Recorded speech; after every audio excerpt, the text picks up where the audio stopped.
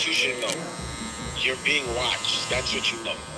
So you have to be very particular about what you're going to be the first with, or else it's not even a game no more. Like, if you let niggas take your shit again, then it's your fault. You know who's watching, or at least it seems that way to me, unless somebody got fired. You don't know where that came from, bro, but wherever that guy went, somebody's watching.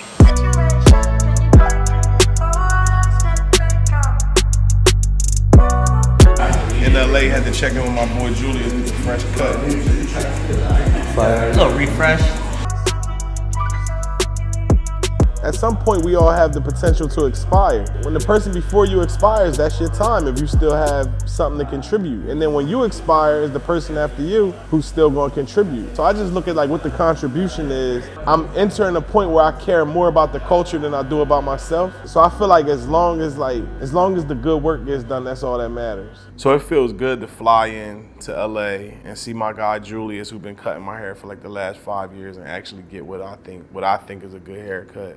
Julius is one of my favorite barbers, and it's cool because you go to get a haircut from Julius, but you also have these amazing conversations and just good times. We talk about culture, we talk about art, and he's much more than a barber when it comes to like appearance. He creates like a vision for his clients, and I would almost say he's like an image consultant and a friend and a brother, you know? I don't see something that's popular that's really done really well and feel like, oh, now I have to create my version of that. I don't have to do that. Somebody did a great job at it already. Like, it's done. That's done for now. It's already been done well. Let's just celebrate the fact that it's already been done well, and let's figure out things that need to be done better and then work on ways to progress in other areas. Success comes in seasons, and I also believe that success is built off losses. And it's easy to celebrate a win.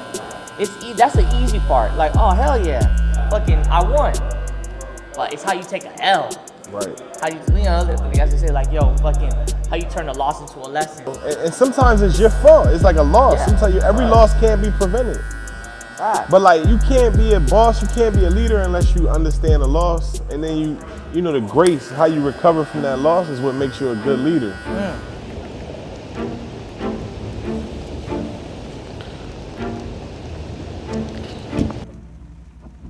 The thing in my life that's crazy is I live my life in chapters, and obviously we visited Camden, and that's like the beginning of my life, so that's like chapters 1 through 7. Downtown LA has a piece of my heart because like it's when I came to downtown LA, I remember downtown, it wasn't like the place to live, but we was like, literally I made my first $1 million running in and out of these stores.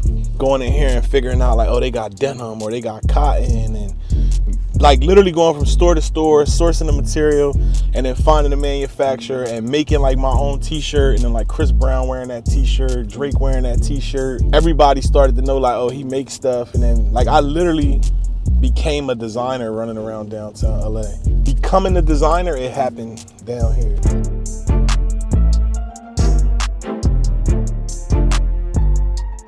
It's crazy because like I lived in downtown LA from 2012 till 2018. And when I originally moved to downtown LA, it wasn't a cool place to live in LA. It was like a beat down place. It was a lot of homelessness, but you could get like a nice open creative space for cheap. So it really, me and a lot of other creatives ended up moving into downtown LA, and it kind of created a renaissance. And for me, my form of art and my form of expression became fashion design because I was in what was the fashion district. But traditionally, people didn't live in the fashion district. It was just like up in these buildings, it was manufacturing taking place. So when I first got there, I didn't realize that. But then I would see people dipping in buildings, and I realized they in those buildings manufacturing things. So I started just randomly, and I would randomly go in buildings, look at what they was doing, get to know people. And that's how I started to make relationships with manufacturers. And then LA for me became like this playground. The other dope part with LA is it taught me, like this was fashion school for me. I remember going to these buildings and you would meet the pattern maker and you would have to deal with the pattern maker. Then once you had the pattern, you would take your pattern and you would go find your textile, and then you would pick that out. Then once you had the textile and the pattern, you would find your sample maker. Then you would take it to him, he would make a sample. Then once you had your sample and it worked, it'd be like, okay, now you gotta do your size grading. So you would take it to get size graded. Then once you got it size graded, then you would find like a person that could actually do the manufacturing. That process, like by the time you had a finished garment, that shit would be mad expensive, but It literally taught me the process of fashion design, step by step, hands on the ground. So when people be like, did you ever go to design school? I'm like, nah, I never went to design school, but my design school was downtown LA. And I remember the moment when I sold like 150 of one item. You know, I had like $150,000, $200,000 that I had made off selling a product that I had created, and I was able to use that money to like legitimately start my business. But it's wild because when I see like creatives down here, I see people like carrying their fabric and stuff. I'll be like, damn, that was me. Like, it's dope, man. It's like downtown LA is a magical space. It's also a vicious space.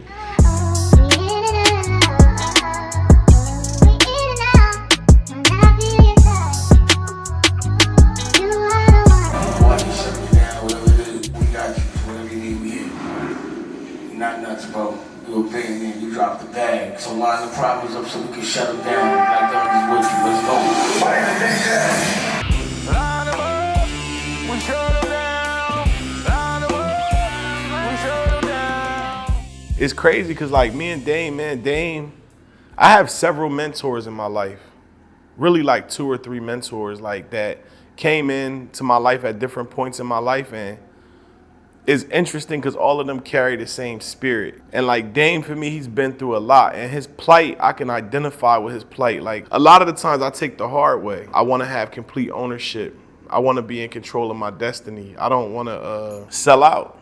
And that makes things hard because, you know, you have 100%, right? And if I have 100% and I'm willing to give you 50%, of course you're rooting for me because I just gave you 50%. And if it's 10 people in the room and I give all of them 9% and I stay with 9%, of course those people are now rooting for me because they own a piece of who I am. So when you see everybody rooting for somebody, it's like, oh, they're his friends or they're helping him get to his goal. It just seems like you're achieving your goal quicker because you have 10 people helping you, 20 people helping you, but ultimately they're helping you because they want a piece of who you are. I'm not willing to give up a piece of who I am. So a lot of the times I don't have that additional help. I have to like muscle through. But what happens is at a certain point, you meet other people who are muscling through as well who have remained whole, right? And when everybody's giving up a piece and they appear to get where they're going really fast because they have a bunch of help, that's cool, and that's a route that you could take. For me, I always take the hard route, I take the difficult route, but at the end, I remain whole. $100, I make $100. You know, a lot of people, they make $100, they gotta split their $100 11 ways. And then they complain about it in the end. You know, they feel like they signed a contract where they got ripped off or things like that. And for me, I'm all about creating partnerships, but I don't ever wanna regret decisions that I make. So for me, it's important that I stay whole. The thing with me and Dame, where we hit it off, is I think Dame has that same idea of independence and remaining whole. So it's like we can work together and we can work on things, but what's his is his, what's mine's is mine's. And when I'm talking to him, like the way I think makes sense to him, that doesn't make sense to everybody. For some people, they're like, why don't you just give up half? You know, some people feel like, why don't you give up half of $1 million and you hit $1 million faster, you just take half of the $1 million. And for me, it's like I would actually rather have 100,000 and have 100% control over my destiny. And Dame identifies with that. So it feels good to have a friend and a mentor who's accomplished all of these things over the course of his career and know that he's like, yeah, that's the way you should do it. What? That's the wrong one. Because the one that starts is when it's like boom, boom, with the newscasting and all that shit. And then next time you go, one for the whole company. you need this. Because the whole company would be the factory part of it. You understand what I'm saying? But we would all ensure that each one of us make home. Because we all have a film team. We all have a music team. We have because all of our resources would be shared. So I have a plan. How much money you making this year? Is I am for the sneakers. But my shit is $250, your shit is $5,000. So it's just 5 colors, bro. You don't have, that's 1 year, a year. And listen, if I got it, I will buy every color. Because I want 5,000 every day, but I don't want to wear the same jacket every day. But I want 5,000 on me. I don't ever want to wear a jacket that don't cost 5,000. I can't wear a jacket ever again that don't cost 5,000. That's why we gotta do bags that cost 20,000. Nigga, this is what I'm saying. You can go get stupid with it and look. So the purpose of the CEO and all that other shit is so that I can just be outrageous.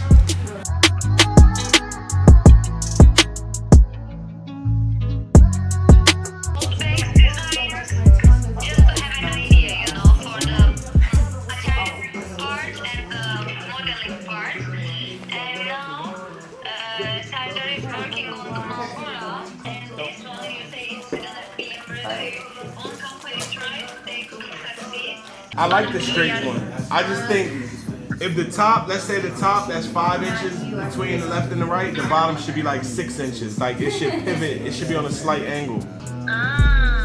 He left second week of March, and since then, almost 2 months, he is not around us. And every day, you know, we are having a call with him, FaceTime. We are trying to explain him what we are doing. It's not easy, I could say, because of the time difference. You know, we have to catch our times, and the team is working 7 to 5 p.m. Sometimes, you know, he's in LA, sometimes he's in New York, so it's difficult to catch his times also. So far, it's okay, and he's gonna be here soon. We have to understand, even before we were vegan, he was very picky about meat. Anyway. I'm building a global business now, and it's dawning on me like I'm a designer, but now I'm actually a businessman that's building a global business, and I've built a manufacturing facility on the other side of the world. So in me building that manufacturing facility is creating a strong back end to create products, and I've been in that space for the last 6 to 9 months.